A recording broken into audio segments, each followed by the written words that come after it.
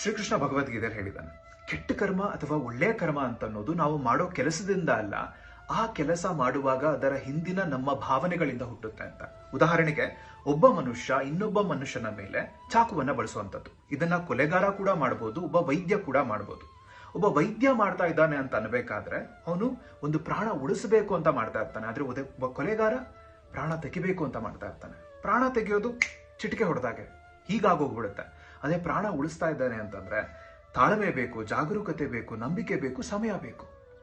ಈ ಕೆಟ್ಟ ಕರ್ಮ ಅನ್ನೋದು ಹೈವೇ ಇದ್ದ ಹಾಗೆ, ಅಲ್ಲಿ ಕಾರ್ ಓಡುತ್ತೆ, ಹೋಗಬೇಕಾಗಿರೋ ಜಾಗಕ್ಕೆ ಬಹಳ ಬೇಗ ರೀಚ್ ಆಗಬಹುದು. ಆದ್ರೆ ಒಳ್ಳೆ ಕರ್ಮ ಅಂತ ಅನ್ನೋದು ಬೆಟ್ಟ ಇದ್ದಾಗೆ, ಅಲ್ಲಿ ಕಾರಲ್ಲಿ ಹೋಗೋಕ್ಕಾಗೋದಿಲ್ಲ, ಕಾಲಲ್ಲೇ ಹೋಗಬೇಕು. ಕಲ್ಲು ಮುಳ್ಳು ಅಡೆತಡೆಗಳು ಸಿಕ್ಕೇ ಸಿಗುತ್ತೆ. ಆದ್ರೆ ತುತ್ತ ತುದಿ ರೀಚ್ ಆದಾಗ ಅದ್ರ ಖುಷಿನೇ ಬೇರೆ. ಈ ನಾವ್ ಯಾವ ಇಂಟೆನ್ಷನ್ ಇಟ್ಕೊಂಡು ಹೊಂಡ ತೋಡ್ತಾ ಇದ್ದೀವಿ ಅನ್ನೋದ್ರ ಮೇಲೆ ನಮಗೆ ಅಲ್ಲಿ ಬಂಗಾರ ಸಿಗುತ್ತೋ ಅಥವಾ ಸುತ್ತ ಇರೋ ಮಣ್ಣು ನಮ್ಮ ಮೇಲೆ ಬಿದ್ದು ಅದು ನಮ್ಮ ಗೋರಿ ಆಗುತ್ತೋ ಅನ್ನೋದು ಡಿಸೈಡ್ ಆಗುತ್ತೆ.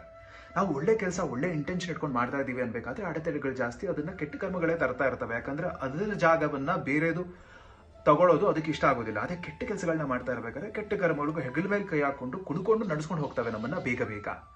ಆದ್ರಿಂದ ನೀವು ಯಾವ್ದಾದ್ರು ಒಳ್ಳೆ ಇಂಟೆನ್ಷನ್ ಇಟ್ಕೊಂಡು ಕೆಲಸ ಮಾಡ್ತಾ ಇದ್ದೀರಾ, ಸಮಯ ಹಿಡಿತಾ ಇದೆ, ಅಡೆತಡೆಗಳು ತುಂಬಾ ಬರ್ತಾ ಇದ್ದಾವೆ ಅಂತಂದ್ರೆ ನಂಬಿಕೆ ಇರಲಿ, ಅದರಿಂದ ಕೊನೆಯಲ್ಲಿ ಒಳ್ಳೇದೇ ಆಗುತ್ತೆ.